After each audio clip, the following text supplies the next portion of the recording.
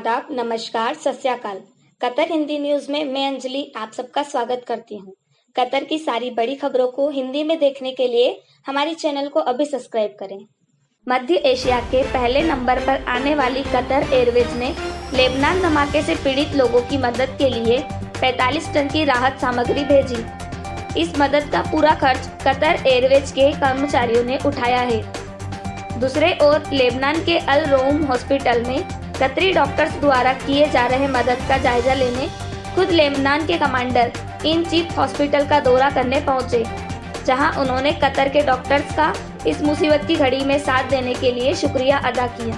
Beirut में हुए धमाके के बाद पूरी तरह प्रभावित हुई अर्थव्यवस्था और बेरूत शहर को फिर से खड़ा करने के लिए कतर के आमिर ने यह ऐलान किया है कि कतर की संस्थान और वहां के लोग मिलकर लेबनान के लिए $5 मिलियन की आर्थिक मदद करेंगे। कुछ दिनों पहले सऊदी अरेबिया द्वारा 2017 में कतर पर कब्जा करने की खबरें बहुत ही तेजी से फैल रही है।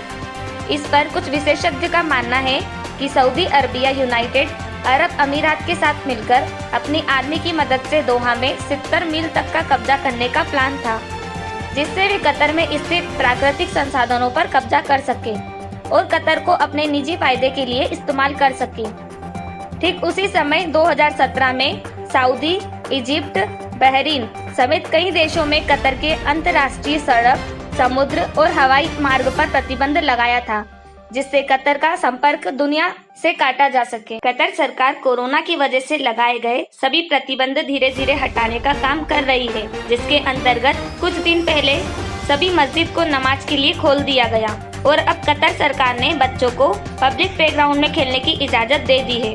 इस नए नियम में 10 बच्चे एक साथ किसी भी पब्लिक पार्क में खेल सकते हैं। इससे घर में बैठे बच्चों का मानसिक विकास हो पाएगा। कतर सरकार ने पहले ही 1 सितंबर से सभी स्कूलों को खोलने का फैसला लिया है। भारत में सबसे बड़ा क्रोकोडाइल पार्क पैसे की तंगी की वजह से बंद होने की कगार पर है।